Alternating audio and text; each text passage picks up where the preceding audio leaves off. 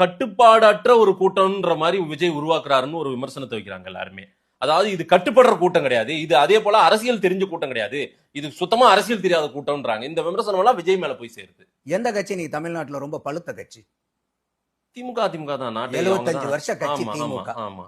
அந்த திமுக கூட்டணியில வந்து பிரியாணிக்கு அடிச்சுக்கிட்டு போனதெல்லாம் நீங்க பாக்கலையா? அதெல்லாம் அரசியல் மயப்பட்டுச்சா? பிரியாணிக்கு அடிச்சுக்கிறாங்க சார்.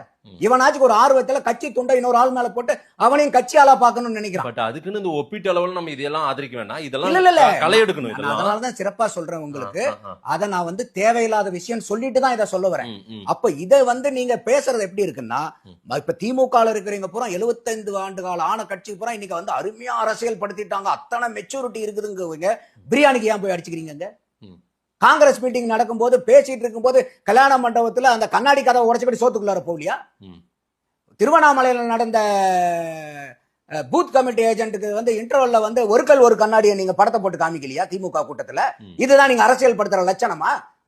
ஒரு கண்ணாடி வந்து என்ன அரசியல் பாடமா? அது என்ன பேசிட்டு இருக்கீங்க நீங்க? அப்படி இல்ல. நம்ம வந்து இப்போ இன்னைக்கு தாவேகாவை வந்து ஒரு அளவுகோல் வச்சு அளக்குறீங்கன்னு வச்சுக்கோங்க, அதே அளவுகோல் வச்சுட்டு திமுக வளங்க. ரைட்டு.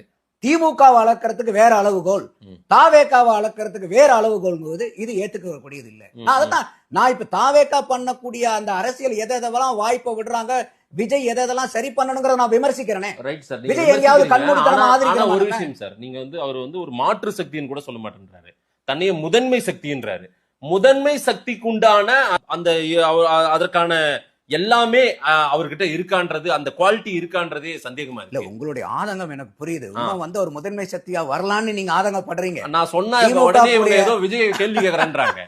நேத்துக்கு திமுக முப்பெரும் விழாவில் எல்லாம் சேர தூக்கி தலைமையில வச்சிட்டாங்களாம். சரிங்களா? நான் ஒரு நாள் வந்து உங்க கட்சியில மட்டும் தான் சேர தூக்கி வைக்கிறாங்கன்னு நான் ஒரு கேள்வியே டிவிகே ரமேஷ் கிட்ட கேட்டேன். ரைட்டு, திமுகவுல சேர தூக்கி வச்சாலும் தப்பு தான், அதுக்கு பதில் சொல்றான்னு நேத்துக்கு வந்து விமர்சிக்கிறாங்க. அங்க சேர மட்டும் தூக்கி இல்ல, தப்பு. எந்த கட்சியில அந்த மாதிரி இந்த வேலையை பண்ணாலும் தப்பு தான் நான் சொல்றேன். திமுகவுல சேரையை தூக்கிட்டு போயிடுறாங்க. நான் அதையே நான் எடுத்து பேசுறேனா? நீங்க பேசுறத பதிவு பண்ணி ஒளிபரப்புறனா?